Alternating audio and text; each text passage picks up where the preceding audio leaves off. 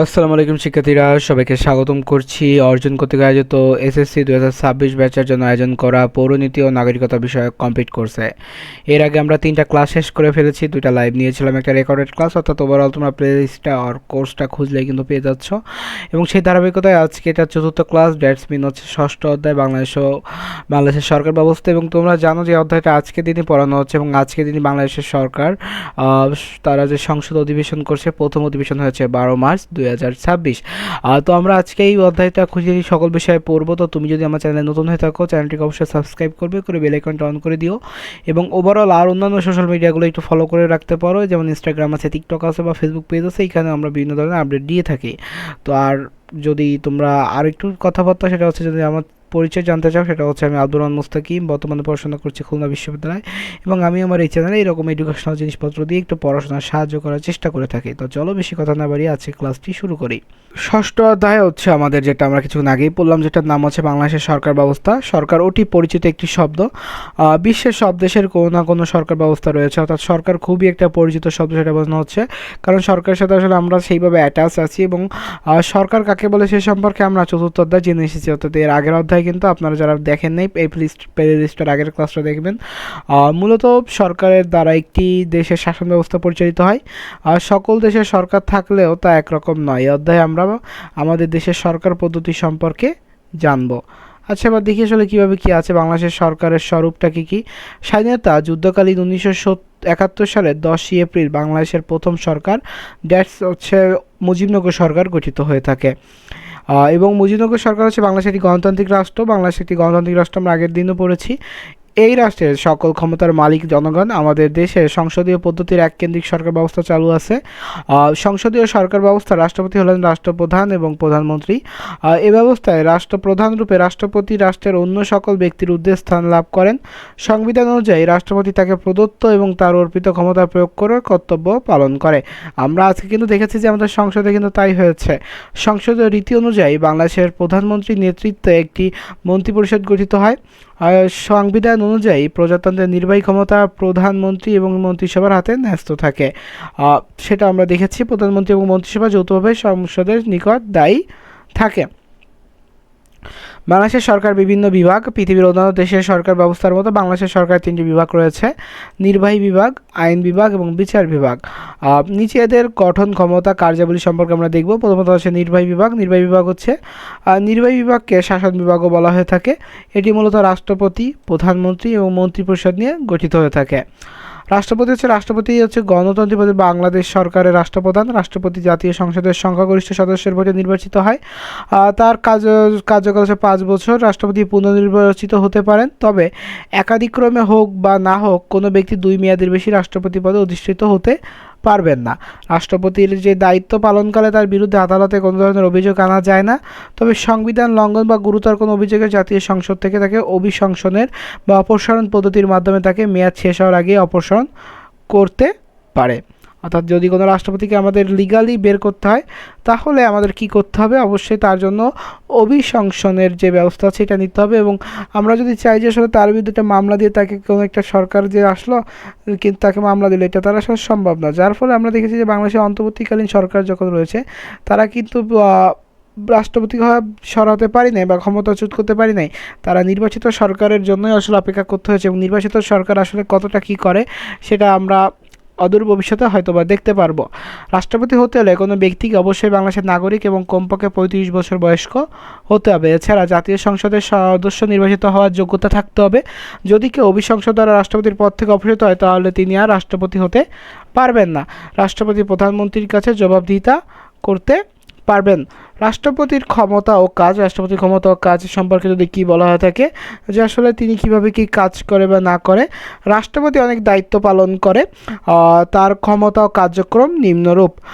প্রথমত কি রাষ্ট্রপতির যে ক্ষমতা বা কার্যক্রম আছে এইগুলো আমরা দেখব এবং এইভাবেই আসলে কাজকাম করে বা রাষ্ট্রপতি কিভাবে কি করে না করে প্রত্যেক কিছুই আসলে আমরা দেখেছি। এবং আমাদের ওভারঅল সকল জিনিসপত্র কিভাবে কি কাজ করে, রাষ্ট্রপতি তার যে দায়িত্ব সে কিভাবে পালন করে, এইগুলো কিন্তু রাষ্ট্রপতির ক্ষমতা ও কাজের ভিতর খুবই একটা গুরুত্বপূর্ণ বিষয়। তো রাষ্ট্রপতি হচ্ছে রাষ্ট্রের প্রধান, রাষ্ট্রপতি যে কোনো রাষ্ট্রের প্রধান হয়ে থাকে এবং সরকারের সকল শাসন সংক্রান্ত কাজ তার নামে পরিচালিত হয়। অর্থাৎ সরকার যে ধরনের শাসন কাজটা যা আছে সেটা তিনি পরিচালিত করে। তিনি প্রধানমন্ত্রীকে নিয়োগ করেন, অর্থাৎ রাষ্ট্রপতি প্রধানমন্ত্রীকে নিয়োগ করে, অন্যান্য মন্ত্রী, প্রতিমন্ত্রী, উপমন্ত্রীদের তিনি নিয়োগ করে থাকেন। রাষ্ট্রের শীর্ষস্থানীয় কর্মকর্তাদের যেমন হচ্ছে মহাসচিব বা মহাহিসাব রক্ষক, রাষ্ট্রদূত, অন্যান্য উচ্চপদস্থ কর্মকর্তা নিয়োগের মাধ্যমে রাষ্ট্রপতি আসলে তার দায়িত্ব পালন করে থাকে। পাশাপাশি প্রতিরক্ষা কর্মবিভাগ সমূহ সর্বাধিনায়কতা রাষ্ট্রপতির উপর ন্যস্ত থাকে, অর্থাৎ তিনি আসলে অন্যান্য প্রতিরক্ষা বিভাগেরও আসলে বিভাগ সমূহের আসলে তিনি প্রধান। তিনি সেনাবাহিনীর আসলে তিনটি বাহিনী যেটা রয়েছে, সেনাবাহিনী, বিমান বাহিনী এবং নৌবাহিনীর প্রধানের তিনি নিয়োগ দেন, অর্থাৎ তিনি আসলে সকল যেই নিয়োগ এই নিয়োগের হাতে। প্রধান বিচারপতি নিয়োগের ক্ষেত্রে ব্যতীত রাষ্ট্রপতি তার সকল দায়িত্ব পালনে প্রধানমন্ত্রীর পরামর্শ অনুযায়ী কার্য পরিচালনা করেন, অর্থাৎ রাষ্ট্রপতি যখন বিচারপতি নিয়োগ করবেন তিনি অবশ্যই আসলে তার সিদ্ধান্ত চূড়ান্ত, কিন্তু তার জন্য অবশ্যই তাকে প্রধানমন্ত্রীর পরামর্শ নিতে হবে। এবার দেখি রাষ্ট্রপতি জাতীয় সংসদে অধিবেশন আহ্বান করতে পারে, স্থগিত করতে পারে, আবার প্রধানমন্ত্রী পরামর্শে সংসদ ভেঙে দিতে পারে, অর্থাৎ তিনি আহ্বান করতে পারবেন, আবার স্থগিত করতে পারেন, আবার প্রধানমন্ত্রী যদি চাই সংসদ তিনি বিলুপ্ত করতে পারবেন। তিনি সংসদে ভাষণ দিতে ও বাণী পাঠ করতে পারবেন, যেটা আমরা আজকে দেখেছি। রাষ্ট্রপতি কিছু আইন প্রণয়ন সংক্রান্ত কাজ করে। সংসদ কর্তৃক গৃহীত কোনো বিলে তিনি সম্মতি দান করলে বা সম্মতি দান করেছেন বলে গণ্য হলে বিলটি আইনে পরিণত হয়। সংসদ ভেঙে যাওয়া অবস্থায় অথবা সংসদ অধিবেশনরত অবস্থায় না থাকলে সংবিধান অনুযায়ী রাষ্ট্রপতি অধ্যাদেশ প্রণয়ন বা জারি করতে পারেন না। রাষ্ট্রপতির সম্মতি ছাড়া কোনো অর্থ বিল সংসদে উত্থাপন করা যায় না। কোনো কারণে সংসদ কোনো ক্ষেত্রে অর্থ মঞ্জুর করতে অসমর্থ হলে রাষ্ট্রপতি 60 দিনের জন্য সংশ্লিষ্ট তহবিল হতে অর্থ মঞ্জুর করতে পারেন, অর্থাৎ যদি কোনো কারণে আসলে কোনো সমস্যা দেখা দেয় তাহলে রাষ্ট্রপতি চাইলে 60 দিনের জন্য এই সকল কাজকাম করতে পারেন। রাষ্ট্রপতি সুপ্রিম কোর্টের প্রধান বিচারপতি এবং তার সাথে পরামর্শ করে আপিল বিভাগ ও হাইকোর্ট বিভাগের বিচারপতিদের নিয়োগদান করেন। তিনি কোনো আদালত, ট্রাইব্যুনাল বা অন্য কোনো কর্তৃপক্ষ কর্তৃক দণ্ডপ্রাপ্ত ব্যক্তির সাজা মওকুফ, স্থগিত বা হ্রাস করতে পারেন। যুদ্ধ বা অন্য কোনো দেশ কর্তৃক আক্রান্ত হলে অভ্যন্তরীণ গোলযোগের কারণে দেশের নিরাপত্তা বা শান্তি বিনষ্ট উপক্রম হয় রাষ্ট্রপতি জরুরি অবস্থা জারি করতে পারেন, অর্থাৎ কোনো ধরনের কোনো সমস্যা হলে তিনি জরুরি অবস্থা জারি করে দিতে পারেন। তবে এক্ষেত্রে প্রধানমন্ত্রীর সম্মতি প্রয়োজন, কিন্তু জরুরি অবস্থা করতে হলে অবশ্যই তাকে প্রধানমন্ত্রীর অনুমতি নিতে হবে। এছাড়া রাষ্ট্রপতি আরও অনেক দায়িত্ব পালন করেন। তিনি জাতীয় অনুষ্ঠানে সভাপতিত্ব করেন, অর্থাৎ জাতীয় যে অনুষ্ঠানগুলো আছে, বিভিন্ন দিবস কেন্দ্রিক যে অনুষ্ঠানগুলো আছে এইগুলোতে তিনি কিন্তু সভাপতিত্ব করেন। দেশের বরেণ্য ব্যক্তিদের খেতাব, পদক, সম্মাননা তিনি প্রদান করেন, অর্থাৎ তিনি খেতাব দিয়ে থাকেন, পদক এবং সম্মাননা তিনি প্রদান করেন। আর রাষ্ট্রপতি অনুমতি ছাড়া দেশের কোনো নাগরিক অন্য কোনো দেশের দেওয়া উপাধি, সম্মান বা পুরস্কার, ভূষণ ইত্যাদি গ্রহণ করতে পারবে না। অর্থাৎ আমি একটা বিদেশি থেকে একটা ডিগ্রি পেলাম, ডিগ্রি তো একটা টাইটেল পেলাম, যে কোনো একটা টাইটেল, এটা যদি আমার রাষ্ট্রপতি আমাকে বলে যে না আসলে এটা ঘোষণা হবে না, তাহলে সেটা সম্ভব না। অবশ্যই এটার জন্য রাষ্ট্রপতির অনুমতি প্রয়োজন। আর বিভিন্ন রাষ্ট্রীয় চুক্তি, দলিল তার নির্দেশে সম্পাদিত হয়। আর তিনি বাংলাদেশে নিযুক্ত বিদেশি কূটনীতিকদের পরিচয় গ্রহণ করেন। প্রধানমন্ত্রী, অন্যান্য মন্ত্রী ও বিচারপতিদের শপথ বাক্য পাঠ করান। রাষ্ট্রপতি প্রধানমন্ত্রীর কাছে জবাবদিহিতা করতে বাধ্য থাকবেন। এবার আমরা দেখি প্রধানমন্ত্রী বাংলাদেশের সংসদীয় সরকার ব্যবস্থা বিদ্যমান। এই ব্যবস্থায় দেশের সরকার প্রধান হলেন প্রধানমন্ত্রী। প্রধানমন্ত্রীর নেতৃত্বে দেশের নির্বাহী কার্যক্রম পরিচালিত হয়।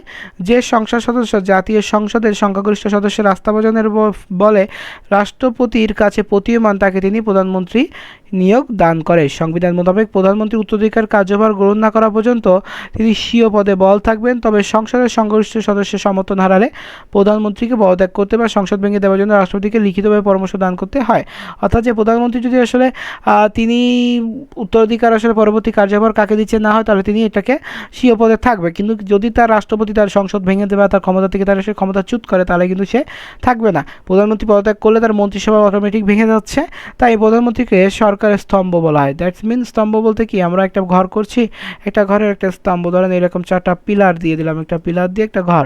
যখন আসলে প্রধানমন্ত্রী ক্লাপস করবে, এই পিলারগুলো ক্লাপস করবে এবং এই যে উপরে যে চালটা আছে দ্যাটস মিন এই মন্ত্রী পরিষদ এরা পড়ে যাবে, এটাই আসলে বোঝানো হচ্ছে। এরপরেটা যদি দেখি সেটা হচ্ছে প্রধানমন্ত্রীর ক্ষমতা ও কাজ। প্রধানমন্ত্রীকে বহুবিধ কাজ সম্পাদন করতে, অর্থাৎ প্রধানমন্ত্রী হিসেবে আসলে অনেক দায়িত্ব থাকে। যে আপনারা চিন্তা করতে পারেন যে কি দেশের প্রধানমন্ত্রী হলে হয়তো বা শুধু তার যত সুখ আহ্লাদ যত যা কিছু চাই করতে পারবে, কিন্তু আসলে না। সংবিধান অনুযায়ী দেশের প্রধানমন্ত্রী শাসন কার্য পরিচালনা করবেন। তাহলে সংবিধানে কি বলা হচ্ছে যে দেশের শাসন কার্য পরিচালনা করবে কে? প্রধানমন্ত্রী। মন্ত্রিপরিষদের সহযোগিতায় তিনি শাসন সংক্রান্ত সকল দায়িত্ব পালন করবে। প্রধানমন্ত্রী ও তার মন্ত্রিসভা যৌথভাবে সংসদের নিকট দায়ী থাকবেন।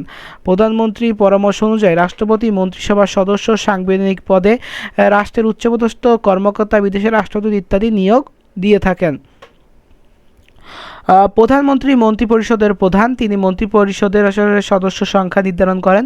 মন্ত্রীদের মধ্যে দপ্তর বন্টনও করে থাকেন। মন্ত্রীদের কাজ তদারক করেন। বিভিন্ন মন্ত্রণালয়ের কাজের মধ্যে সমন্বয় তিনি করে থাকেন। সকল গুরুত্বপূর্ণ বিষয়ে মন্ত্রীগণ প্রধানমন্ত্রীর পরামর্শ বা অনুমোদন নিয়ে কাজ করেন। তিনি যে কোনো মন্ত্রীকে তার পদ থেকে অপসারণের পরামর্শ দিতে পারেন। এবার দেখি প্রধানমন্ত্রী জাতীয় সংসদে একজন সংসদ সদস্য ও সদস্য এবং সংসদ নেতা, অর্থাৎ তিনি সংসদ সদস্য তো অবশ্যই হতে হবে, পাশাপাশি না, কারণ আপনি যদি প্রধানমন্ত্রী হতে হন অবশ্যই আপনাকে কিন্তু সংসদ সদস্য হতে হবে। যেমন হচ্ছে আমাদের যে বর্তমান প্রধানমন্ত্রী তারেক রহমান, তিনি কিন্তু আসলে একটা আসন থেকে নির্বাচিত হয়েছে, যদিও 2টা আসন থেকে নির্বাচিত হয়েছে, পরবর্তীতে একটা আসন তিনি ছেড়ে দিয়েছে। তো তিনি কোনো না কোনো বিষয়ে কিন্তু সংসদে তিনি একজন জাতীয় সংসদের সদস্য, এবং তাকে আসলে যেই সরকার আসলে গঠন করেছে যে বাংলাদেশ জাতীয় party, Bangladesh national party BNP, তো এই যে বিএনপি যে কাজটা করেছে যে তাদের যে নেতা সেটা হচ্ছে তারেক রহমান সাহেবকে নিযুক্ত করেছে। তো এইখানে আসলে সে কথাটা বলেছে যে তিনি সংসদে গুরুত্বপূর্ণ দায়িত্ব পালন করবে, যেমন সংসদ অধিবেশন নির্ধারিত সময়ে সংসদ সদস্যদের বিভিন্ন প্রশ্নের জবাব প্রদান করবেন, সরকারের বিভিন্ন কর্মসূচি কার্যক্রম তুলে সংসদে বক্তৃতা প্রদান করবে। এছাড়া তিনি জাতীয় সংসদের অধিবেশনে আহ্বান স্থগিত ভেঙে দিতে রাষ্ট্রপতিকে পরামর্শ করতে পারেন। সংসদে আইন প্রণয়নের উদ্দেশ্যে কোনো সরকারি বিল উত্থাপনের পূর্বে মন্ত্রিসভার বৈঠক উপস্থাপন করা হয়। যদি প্রধানমন্ত্রী তার মন্ত্রিপরিষদ উক্ত প্রস্তাবটি গ্রহণ করেন তবেই তা সংসদে বিল আকারে উত্থাপন হবে, অর্থাৎ যদি তারা আসলে এটাকে অনুমোদন দেয় তাহলে এটা বিল হিসেবে গ্রহণ হবে, না হলে না। এছাড়া প্রধানমন্ত্রীর নির্দেশে ও পরামর্শে অর্থমন্ত্রী বাংলাদেশের বার্ষিক আয় ব্যয় অর্থাৎ জাতীয় বাজেট প্রণয়ন করবে এবং সংসদে তা উপস্থাপন করবে। কার পরামর্শে? এটা হচ্ছে প্রধানমন্ত্রীর নির্দেশে এবং পরামর্শে হচ্ছে কে করবে? অর্থমন্ত্রী। অর্থমন্ত্রী কিন্তু তিনি কিন্তু অবশ্যই প্রধানমন্ত্রী থেকে পরামর্শ নিয়ে নেবেন। এবার দেখি পরবর্তীতে কী বলা আছে। পররাষ্ট্র বিষয়ে তিনি গুরুত্বপূর্ণ ভূমিকা। পররাষ্ট্রমন্ত্রীর সম্মতি ছাড়া কোনো আন্তর্জাতিক চুক্তি সম্পাদিত হতে পারে না। আন্তর্জাতিক সম্মেলনে তিনি রাষ্ট্রের প্রতিনিধিত্ব করেন, অর্থাৎ যে কোনো আন্তর্জাতিক সম্মেলনে পররাষ্ট্রমন্ত্রী আসে দেশের প্রতিনিধিত্ব করেন।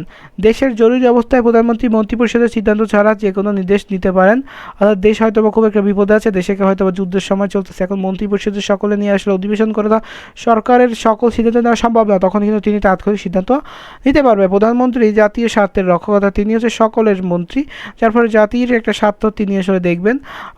জাতীয় স্বার্থে তিনি বিভিন্নভাবে সময়ের বক্তৃতা বিবৃতির মাধ্যমে জনগণকে রাষ্ট্রীয় কর্মসূচি সম্পর্কে অবগত করেন এবং জনগণের মাধ্যমে সংহতি বজায় রাখেন। তবে প্রধানমন্ত্রী সংসদের কাছে জবাবদিহি করবেন। সংসদ প্রধানমন্ত্রীর কাছে অনাস্থা ভোট প্রয়োগের মাধ্যমে জবাবদিহি চালু করতে পারবে। সংসদীয় বা রাষ্ট্রপতি শাসিত শাসন ব্যবস্থার তুলনা। সংসদীয় পদ্ধতিতে আসলে শাসন ক্ষমতা নির্বাচিত সংসদের হাতে ন্যস্ত, যেখানে রাষ্ট্রপতি শাসিত ব্যবস্থা এটা একজন নির্বাচিত রাষ্ট্রপতির হাতে ন্যস্ত থাকে। অর্থাৎ সংসদীয় পদ্ধতিতে আসলে ক্ষমতা সবার হাতে ন্যস্ত, সবাই যেই আসলে সংসদ সদস্য সেই আসলে ক্ষমতার প্রয়োগ করতে পারছে। কিন্তু এখানে শুধু রাষ্ট্রপতি যেই আপনি হন না কেন, কিন্তু রাষ্ট্রপতির উপর আসলে কথা বলার আপনার কোনো রাইটস থাকে না। সংসদীয় পদ্ধতিতে জনগণের অংশগ্রহণের সুযোগ বেশি থাকে। প্রধানমন্ত্রী সংসদের কাছে জবাবদিহি করার ব্যবস্থার মাধ্যমে সংসদীয় পদ্ধতিতে মূল ক্ষমতা একজনের হাতে নেয়, রাষ্ট্রপতি শাসিত পদ্ধতির বিপরীত।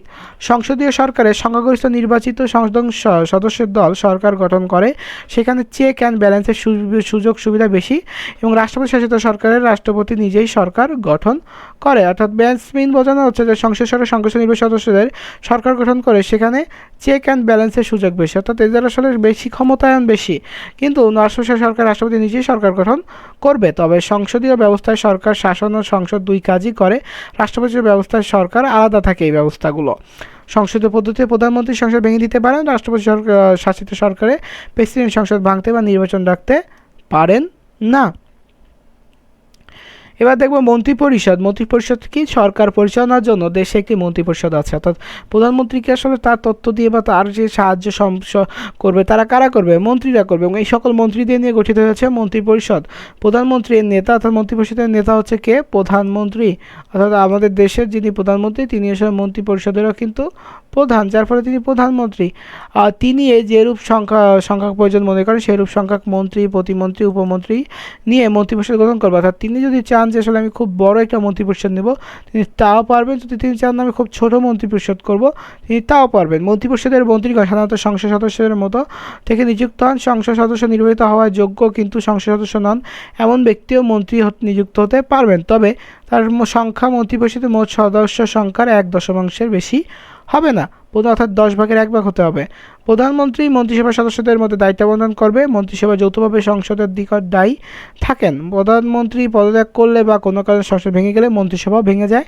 প্রধানমন্ত্রী তার পূর্বের কাজের তার যে কাজের মন্ত্রিসভা যে কোনো মন্ত্রীর দপ্তর পরিবর্তন কিংবা অপসারণ করতে পারেন।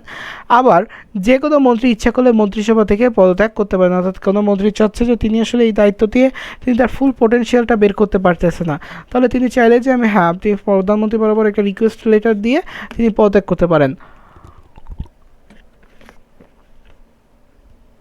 এবার দেখি মন্ত্রিপরিষদের ক্ষমতা কার্যাবলী। মন্ত্রিপরিষদ দেশের শাসন সংক্রান্ত সব কাজ পরিচালনা করার ক্ষমতার অধিকারী। দেশের শাসন ব্যবস্থার চারিদিকে রয়েছে নিয়ন্ত্রণ। এখন আমরা এর ক্ষমতা ও কার্যাবলী সম্পর্কে জানব।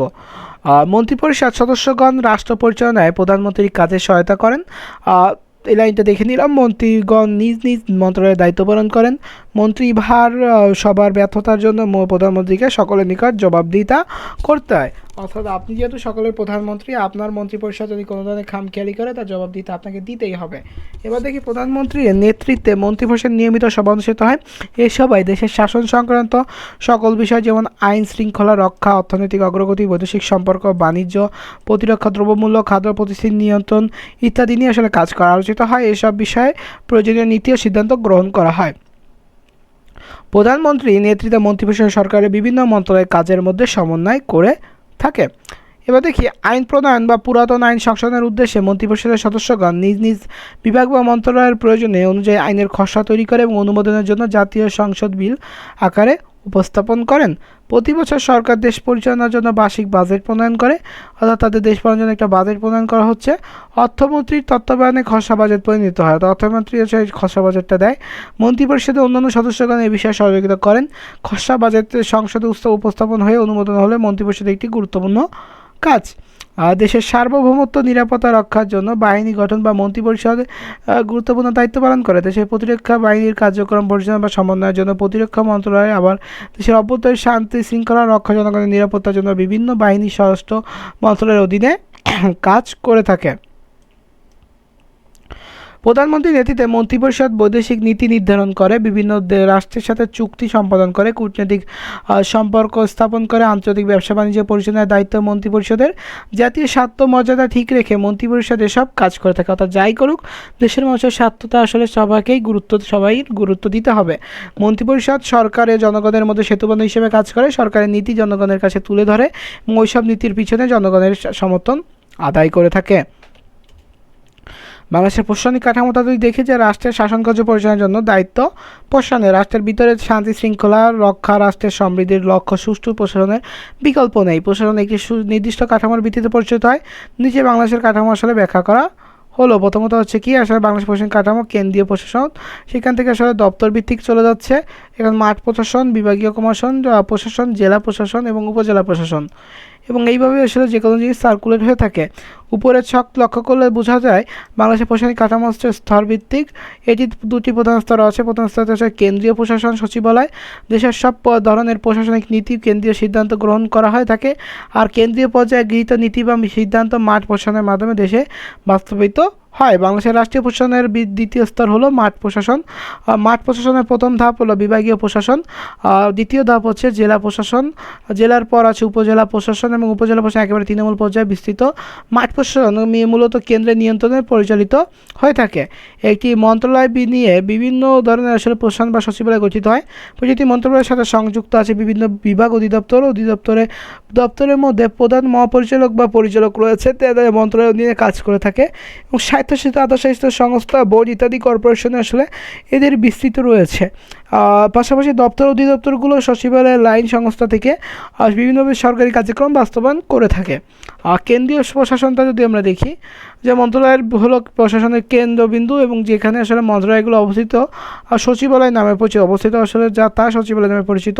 প্রতিটি মন্ত্রণালয় একজন করে মন্ত্রীর অধীনে ন্যস্ত থাকে। মন্ত্রীর প্রধান কাজ হলো প্রকল্প নীতি নির্ধারণ। প্রতিটি মন্ত্রণালয়ের প্রশাসনিক প্রধান হলেন সচিব। আসলে যে কোনো মন্ত্রণালয়ের প্রশাসনিক প্রধান হলেন সচিব। তিনি মন্ত্রণালয়ের দায়িত্বপ্রাপ্ত মন্ত্রীকে নীতি নির্ধারণে পরামর্শ প্রদান করে।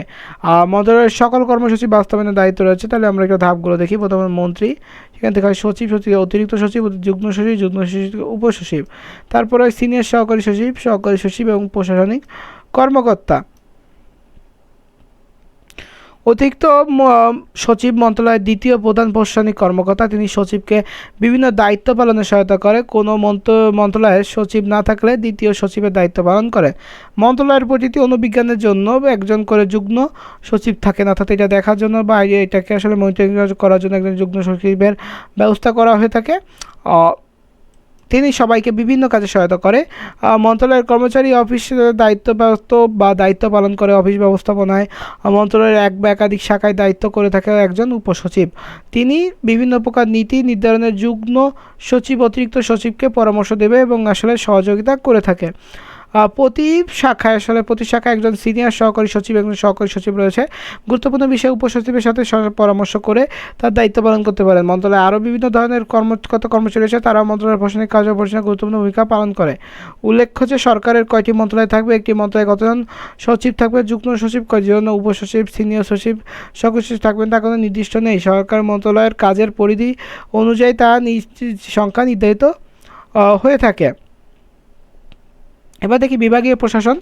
বাংলাদেশে 8টি বিভাগ রয়েছে বা এই প্রতিটি বিভাগের প্রশাসনিক হচ্ছে একজন বিভাগীয় কমিশনার থাকে এবং এই বিভাগীয় কমিশনার হচ্ছে কেন্দ্রের হিসেবে তিনি বিভাগের প্রধান প্রশাসনিক কর্মকর্তা হিসেবে দায়িত্ব পালন করেন। তিনি তার কাজের জন্য কেন্দ্রের নিকট দায়ী থাকেন। বিভাগীয় কমিশনার জেলা প্রশাসকদের কাজ তদারক করেন। তিনি উন্নয়নমূলক কাজ বাস্তবায়ন ও তত্ত্বাবধান করেন। ভূমি রাজস্ব আদায়ের ব্যবস্থা করেন। খাস জমি তদারক করেন। বাংলাদেশের বিভাগের ক্রীড়া উন্নয়ন, শিল্পকলা, সাহিত্য, সংস্কৃতি উন্নয়নের কাজ করে। জনকল্যাণ ও সেবামূলক কাজ পরিচালনা করে থাকেন এবং প্রাকৃতিক দুর্যোগের ক্ষতিগ্রস্তদের পুনর্বাসন করে থাকেন। জেলা প্রশাসক বিষয়ে যদি দেখি, যে জেলা প্রশাসক মাঠ ও স্থানীয় প্রশাসনের একটি গুরুত্বপূর্ণ স্তর। এর প্রধান নির্বাহী কর্মকর্তা হলেন জেলা প্রশাসক। দেশের সব জেলায় একজন করে জেলা প্রশাসক আছেন। তাকে কেন্দ্র করে জেলার সকল সরকারি কাজ পরিচালিত হয়। তিনি যে কাজগুলো করে থাকেন আসলে বা তার সম্পর্কে আমরা একটু দেখি। প্রশাসনিক কাজ, জেলা প্রশাসক কেন্দ্র থেকে আসা সকল আদেশ নির্দেশ সিদ্ধান্ত বাস্তবায়ন করে থাকেন। পাশাপাশি জেলার বিভিন্ন অফিসের কাজ তদারক সমন্বয় করে থাকেন। জেলার বিভিন্ন শূন্য পদে লোক নিয়োগ তারও দায়িত্ব তার। দ্বিতীয়ত রাজস্ব সংক্রান্ত বা আর্থিক কাজ, জেলা প্রশাসক জেলা কোষাগারের রক্ষক এবং পরিচালক, অর্থাৎ জেলা যে কোষাগার আছে তার পরিচালক এবং রক্ষক তিনি। জেলার সব ধরনের রাজস্ব আদায়ের দায়িত্ব তার। সে কারণে তিনি কালেক্টর নামে পরিচিত, যার ফলে আসলে জেলা প্রশাসকদের কালেক্টরও বলা হয়ে থাকে। এটা একটা ইউনিক তথ্য। আমরা যদি অন্য একটা কালিতে দেখাই, সবুজটা দিয়ে দেখাই, এর উপর ডাকটা ফুলছে। এবার দেখি যে এছাড়া তিনি ভূমি উন্নয়ন, রেজিস্ট্রেশন, রাষ্ট্র সংক্রান্ত নানা বিবাদ মীমাংসা করে। আইন শৃঙ্খলা রক্ষা সংক্রান্ত কাজ, জেলার মধ্যে শান্তি শৃঙ্খলা রক্ষা, জনগণের জীবনের নিরাপত্তা প্রদানের দায়িত্ব তার উপর ন্যস্ত থাকে। তিনি পুলিশ প্রশাসনের সাহায্যে দায়িত্ব পালন করে থাকে। উন্নয়নমূলক কাজ, কোনো জেলা প্রশাসক জেলার সার্বিক উন্নয়নের চাবিকাঠি। জেলার বিভিন্ন উন্নয়নের কাজ তিনি করে থাকেন, যেমন শিক্ষা, কৃষি, শিল্প, রাস্তাঘাট, যোগাযোগের ব্যবস্থা উন্নয়ন ইত্যাদি বাস্তবায়নের দায়িত্ব তার। তিনি জেলার প্রাকৃতিক দুর্যোগ ক্ষতিগ্রস্তদের সাহায্য ও পুনর্বাসন ব্যবস্থা করে থাকেন। স্থানীয় শাসন সংক্রান্ত কাজ, জেলা প্রশাসক স্থানীয় স্বায়ত্তশাসিত প্রতিষ্ঠানগুলো আর উপজেলা পরিষদ বা ইউনিয়ন ইত্যাদি কাজ তত্ত্বাবধান করেন এবং তিনি তার জেলা অধীনস্থ সকল বিভাগ ও সংস্থার কাজের সমন্বয় করেন। জেলা প্রশাসনের সর্বোচ্চ ব্যক্তি হিসেবে তিনি আরও অনেক দায়িত্ব পালন করে। তিনি জেলার সংবাদপত্র প্রকাশনার মধ্যে নিবন্ধন প্রদান করে, অগ্নেয়াস্ত্রের বিভিন্ন লাইসেন্স প্রদান করে এবং জেলার বিভিন্ন বিষয়ের তথ্য তার সম্পর্কে তিনি অবহিত করেন। উপজেলা প্রশাসন, বাংলাদেশের মোট 492টি প্রশাসনিক উপজেলা আছে এবং উপজেলা প্রধান প্রশাসক হলেন উপজেলা নির্বাহী কর্মকর্তা। উপজেলা প্রশাসনিক কাজ তদারক করা অন্যতম তার দায়িত্ব। এছাড়া তিনি উপজেলার সকল উন্নয়ন কাজ তদারক করেন ও সরকারি অর্থের ব্যয় তত্ত্বাবধান করে থাকেন, অর্থাৎ সরকারি যত ব্যয় আছে আসলে সকল কাজই এনাদের দ্বারা হয়ে থাকে। তা তিনি উপজেলা প্রধান কমিটির উন্নয়ন কমিটির প্রধানও থাকেন। প্রাকৃতিক দুর্যোগে ক্ষতিগ্রস্তদের সাহায্য ও পুনর্বাসনের ব্যবস্থা করে থাকেন। দুর্যোগ প্রতিরোধ ও প্রতিকারের ব্যবস্থা তারা করেন। উপজেলা নির্বাহী কর্মকর্তা উপজেলা কোষাগারেরও রক্ষক। আসলে এগুলো আসলে অনেকে জানি না, কিন্তু আজকে কাজটা হওয়ার পরে হয়তো তোমরা অনেকেই বুঝতে পারবা। বিভিন্ন সময় সরকারের কর্তৃক প্রদত্ত অন্যান্য দায়িত্ব তিনি সম্পাদন করেন। এবার দেখব আইনসভার গঠন। সরকারের তিনটি বিভাগের মধ্যে আইনসভা অন্যতম। বাংলাদেশ আইনসভার নাম হচ্ছে বাংলাদেশ জাতীয় সংসদ। এটি এক কক্ষ বিশিষ্ট। জাতীয় সংসদের মোট সদস্য সংখ্যা 350। এর মধ্যে 300 জন সদস্য সরাসরি ভোটে হয়, অর্থাৎ এমপি নির্বাচনের মাধ্যমে হয়, যেটা আমরা রাজার ভোট হিসেবে চিনি। আর অবশিষ্ট 50টি হচ্ছে মহিলাদের জন্য সংরক্ষিত আসন। বাংলাদেশের মোট 300টি নির্বাচনী এলাকায় ভাগ করা হয়েছে এবং এই সকল নির্বাচনী এলাকা থেকে নাগরিকদের প্রত্যক্ষ ভোটে একজন সংসদ সদস্য নির্বাচিত হয়। আসলে এই সকল নির্বাচনের এলাকা থেকে নাগরিকদের প্রত্যক্ষ ভোটে যারা নির্বাচিত হচ্ছে তাদের প্রাপ্ত বিভিন্ন দলের প্রাপ্ত আসন আনুপাতিক হারে সংরক্ষিত মহিলা আসনের সদস্যরা সদস্য পদ হিসেবে নির্বাচিত হয়ে থাকে। তবে মহিলা সদস্য ইচ্ছা করলে 300 আসনের যে কোনোটি সরাসরি প্রতিদ্বন্দ্বিতা মাধ্যমে নির্বাচিত হতে পারবেন। সংসদে একজন স্পিকার, একজন ডেপুটি স্পিকার থাকবে, যেটা আমরা দেখলাম আমাদের এই যে কালকের, অর্থাৎ আজকেই তো আসলে যেটা রেকর্ড করতে হয়তো রাত 12টা প্লাস হয়ে গেছে, যার কারণে কালকে বলতেছি। তো এই যে আসলে আমাদের আজকে দেখলাম যে কীভাবে একজন স্পিকার এবং ডেপুটি স্পিকার নিয়োগ করা হলো, তারা সংসদে ভোট নির্বাচিত হন। তাদের কাজ সংসদ অধিবেশন পরিচালনা করা। সংসদের কার্যকাল 5 বছর। এর পূর্বে রাষ্ট্রপতির প্রয়োজনে প্রধানমন্ত্রীর পরামর্শে সংসদ ভেঙে দিতে পারেন। সংসদে একটি অধিবেশন সম্পন্ন হওয়ার জন্য 60 দিনের মধ্যে আরেকটি অধিবেশন অনুষ্ঠিত হতে হবে। মোট সদস্যের কমপক্ষে 60 জন উপস্থিত থাকলে কোরাম হয়। সংসদ অধিবেশন পরিচালনা করা যায়। প্রধানমন্ত্রী সাধারণত সংসদের নেতা। আসনের সংখ্যার দিক দিয়ে নির্বাচনে দ্বিতীয় স্থান অর্জনকারী দলের প্রধান সংসদের বিরোধী দলীয় নেতা হিসেবে দায়িত্ব পালন করে। সংসদে বিভিন্ন কার্যক্রম সম্পাদনের জন্য বিভিন্ন কমিটি গঠন করা হয়। সংসদ অনুমতি ছাড়া একনাগাড়ে 90 বৈঠক দিবস সংসদ অধিবেশনে উপস্থিত থাকলে তার সদস্যপদ বাতিল হয়ে যাবে। 5 বছর পর পর জাতীয় নির্বাচন অনুষ্ঠিত হয়। ন্যূনতম 25 বছর বয়সী বাংলাদেশের যে কোনো নাগরিক সংসদ সদস্য হতে পারেন। তবে কেউ আদালত দ্বারা দেউলিয়া বা অপ্রকৃতস্থ ঘোষিত হলে, অর্থাৎ জাস্ট লাইক আমরা নির্বাচনের সময় দেখেছি যে অনেককে কিন্তু নির্বাচনের টাইমে আদালত থেকে আসলে তার প্রার্থিতা বাতিল করা হয়েছে। রাষ্ট্রের নাগরিকত্ব নিলে আদালতে দোষী সাব্যস্ত হলে অন্য রাষ্ট্রে তার দ্বৈত নাগরিকতা থাকলে তাকে আসলে সেই প্রার্থীতা এটা বাতিল করা হয়। জাতীয় ক্ষমতা কার্যাবলী। জাতীয় সংসদের ক্ষমতা কার্যাবলী। বাংলাদেশের আইন প্রণয়ন ক্ষমতা জাতীয় সংসদের উপর ন্যস্ত। সংসদ যে কোনো নতুন আইন প্রণয়ন, প্রচলিত আইনের পরিবর্তন, সংশোধন করতে পারে। কোনো নতুন আইন পাশ করতে হলে খসড়া বিলের আকারে তার সংসদে পেশ করতে হয়। সংখ্যাগরিষ্ঠ সদস্যের ভোটে বিলটি গৃহীত হওয়ার পর বিধি অনুযায়ী রাষ্ট্রপতির সম্মতি লাভের পরেই তা আইনে পরিণত হয়। জাতীয় সংসদ নির্বাহী বিভাগের কার্যক্রম তদারকি করে। প্রধানমন্ত্রী ও মন্ত্রিসভার সদস্যগণ সংসদের নিকট দায়ী থাকেন। কোনো কারণে সংসদ প্রধানমন্ত্রীর প্রতি অনাস্থা আনলে, অর্থাৎ যদি আস্থা হারায়, তাহলে মন্ত্রিসভা ভেঙে যায়। মুলতবি প্রস্তাব, নিন্দা প্রস্তাব, অনাস্থা প্রস্তাব, প্রশ্ন জিজ্ঞাসা, সংসদীয় বিভিন্ন কমিটিও সংসদে সাধারণ আলোচনার মাধ্যমে আসলে অধিবেশনগুলোর উপর নিয়ন্ত্রণ প্রতিষ্ঠিত হয়ে থাকে। এ ক্ষেত্রে বিরোধী দলের সদস্যগণ গুরুত্বপূর্ণ ভূমিকা রাখে, অর্থাৎ একজন সংসদ সদস্যদের আসলে যে নির্বাহী ক্ষমতা থাকে তাদের ভিতরে কিন্তু বিভিন্ন ধরনের বাস্তবায়ন দেখতে পাচ্ছি আমরা। এছাড়া তারা বিভিন্ন ধরনের দায়িত্ব পালন করে। তাদের এই দায়িত্বগুলো আসলে কি দেশ ও জাতির স্বার্থে আসলে দায়িত্বগুলো গ্রহণ করা হয়ে থাকে। 3 নম্বরে দেওয়া হচ্ছে জাতীয় সংসদ অনুমতি ছাড়া কোনো কর বা খাজনা আরোপ করা যায় না। অর্থাৎ যদি আপনি চান যে কোনো ধরনের কর বা খাজনা আরোপ করতে চাইবেন, তার জন্য অবশ্যই আপনার জাতীয় সংসদের অনুমতি প্রয়োজন হবে। সংসদ প্রতি বছর যেই জাতীয় বাজেট পাশ করে, অর্থমন্ত্রী বাজেটের খসড়া উপস্থাপন করেন সংসদে। অর্থাৎ অর্থমন্ত্রী প্রতি বছর, আমরা জানি একটা অর্থ বছর হয় হচ্ছে প্রতি বছর জুলাইয়ের 1 থেকে পর বছরের জুলাইয়ের লাস্ট দিন অবধি, অর্থাৎ সেই বছর ধরে আমাদের এবার চলবে কি, এবার যেহেতু 26 সাল, এবার এখন তো 25-26 অর্থ বছর চলতেছে। জুন মাসের শেষ দিন, অর্থাৎ 31 তারিখ হচ্ছে আমাদের এই অর্থবছরটা শেষ হবে এবং পরবর্তী 26-27 অর্থবছর শুরু হবে। এবং এইভাবে আসলে অর্থবছর কাজ করে এবং অর্থমন্ত্রী খসড়া বাজেট উত্থাপন করে। দেখবা যে যখন আসলে এই সময়টা চলে আসে, দেখবা সংসদ অধিবেশন হয়, বিভিন্ন বিল উত্থাপন করা হয়। আচ্ছা, সংসদ সদস্যগণ দীর্ঘ বিতর্ক আলোচনার মাধ্যমে প্রয়োজনীয় সংশোধিত তা পাশ করেন। জাতীয় সংসদে বিচার সংক্রান্ত ক্ষমতা রয়েছে। কোনো সংসদ সদস্য অসংসদীয় আচরণ করলে স্পিকার তাকে বহিষ্কার করতে পারেন। তাছাড়া সংবিধান লঙ্ঘন করলে সংসদ রাষ্ট্রপতিকে অভিশংসন করতে পারে এবং প্রধানমন্ত্রী মন্ত্রিসভার বিরুদ্ধে অনাস্থা প্রস্তাব আনতে পারে। সংসদ সংবিধানে উল্লেখিত নিয়মের ভিত্তিতে সংবিধান সংশোধন করতে পারে, তবে এর জন্য সংসদের মোট সদস্যের কমপক্ষে 2/3 ভোটের দরকার হয়। জাতীয় সংসদের সদস্যগণ, সদস্যের স্পিকার, ডেপুটি স্পিকার বা সংসদ কমিটির যারা আসলে রয়েছে তারা নির্বাচিত করেন সংগঠিত আসনে মহিলা সদস্যগণ সংসদ সদস্য দ্বারা নির্বাচিত হয়ে থাকেন। এছাড়া সংসদ সদস্যগণ দেশের রাষ্ট্রপতি নির্বাচন করে থাকে। বাংলাদেশের সংসদীয় পদ্ধতি সরকার রয়েছে, এ কারণে সংসদ শাসন ব্যবস্থায় সংসদ যে সকল জাতীয় কর্মকাণ্ডের কেন্দ্রবিন্দু। সংসদকে অর্থবহ কার্যকর করতে হলে প্রয়োজন সৎ এবং যোগ্যতা সম্পন্ন সংসদ সদস্য।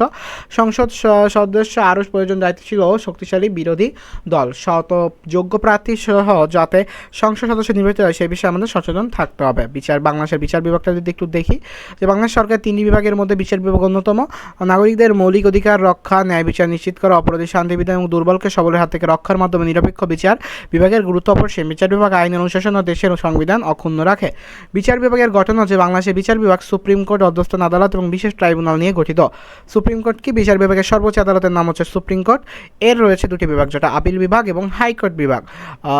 সুপ্রিম কোর্টের একজন প্রধান বিচারপতি রয়েছেন, যাকে বাংলাদেশের প্রধান বিচারপতি বলা হয়ে থাকে। তাহলে কাকে প্রধান বিচারপতি বলা হয় আমরা দেখে নিলাম। রাষ্ট্রপতি তাকে নিযুক্ত করেন। প্রত্যেক বিভাগের জন্য যতজন বিচারক প্রয়োজন ততজন বিচারককে নিয়ে সুপ্রিম কোর্ট গঠিত।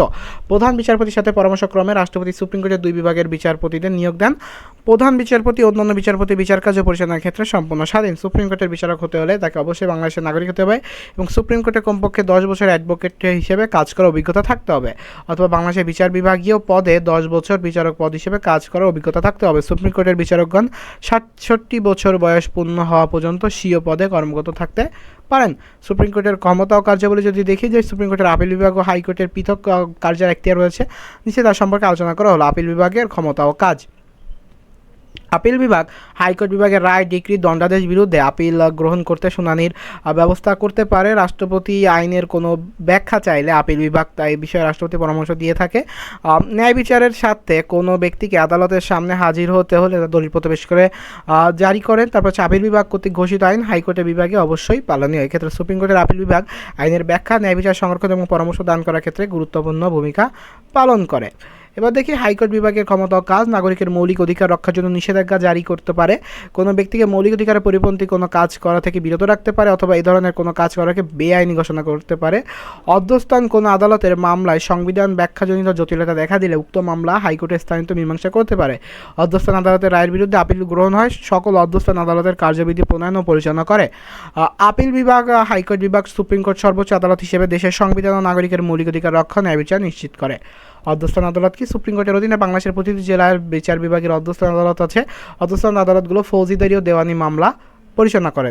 জেলা ও দায়রা জজ আদালত স্থানীয় পর্যায়ে দেওয়ানি, জমি সংক্রান্ত, ঋণ চুক্তি ইত্যাদি ফৌজদারি সংগত সংঘর্ষ আসলে যেগুলো আছে এগুলো হচ্ছে জেলা ও দায়রা জজ আদালতে হয়। বিচার কার্য পরিচালনা করার জন্য সুপ্রিম কোর্টের অধীনে জেলা ও দায়রা জজ রয়েছে। এই আদালতের প্রধান হলেন জেলা জজ, অতিরিক্ত জেলা জজ, যুগ্ম জেলা জজ এবং সহকারী জজ আলাদা আলাদাভাবে বিচার কার্য পরিচালনা করে। এই সকল আলাদা আদালতের রায় নিয়ে জেলা জজের কাছে আপিল করা হয় এবং আপিল ছাড়াও জেলা জজ মৌলিক মামলা পরিচালনা করে। বিশেষ ট্রাইব্যুনাল সংবিধান অনুযায়ী সংসদ আইন দ্বারা এক বা একাধিক বিশেষ ট্রাইব্যুনাল প্রতিষ্ঠিত হয়। প্রশাসনিক ট্রাইব্যুনাল এখতিয়ার উত্তরভূত কোনো ধরনের কোনো আদালতে বিচার কার্য অনুষ্ঠিত হয় না। এবং এরই মাধ্যমে আসলে আমাদের যে এই অধ্যায়টা শেষ হয়ে গেল এবং আমরা এই অধ্যায়টা শেষ করার মাধ্যমে বুঝতে পারলাম যে বাংলাদেশের আসলে বিচার কাজে বা বিচার ব্যবস্থা বা আমাদের যে 3টা বিভাগ আছে কীভাবে কাজ করে। এছাড়া আমরা জানি যে আমাদের আজই সংসদের যে অধিবেশন হলো, যে 12ই মার্চ, তো এটার মাধ্যমে আমাদের আছে যে হট টপিক সংসদ, এটা দিয়ে কিন্তু জিনিসটা বোঝা যাচ্ছে। তো এই ছিল হচ্ছে আজকে ক্লাসটা কেমন লেগেছে অবশ্যই জানবো। এবং ক্লাসটা আসলে খুবই লং হয়েছে, কারণ কি আমি একটু বিস্তারিতভাবে তোমাদের বোঝানোর চেষ্টা করি, কারণ বাংলাদেশের সরকার ব্যবস্থা যে খুবই একদম সহজ জিনিস না, এবং এই জিনিসটা একবার বুঝলে আর তোমাদের বারবার পড়ার প্রয়োজন নেই। তো যার ফলে এরকম আরও যে ক্লাসগুলো আছে এগুলো পেতে অবশ্যই চ্যানেলটিকে সাবস্ক্রাইব করবে, পাশাপাশি অন্যান্য সোশ্যাল মিডিয়া হ্যান্ডেলগুলো আছে ওইখানে একটু ফলো দিয়ে রেখো। তো দেখা হচ্ছে পরবর্তী কোনো ক্লাসে। সে সুস্থ থাকো, সুন্দর থাকো, পড়াশোনার সাথে থাকো। আসসালামু আলাইকুম।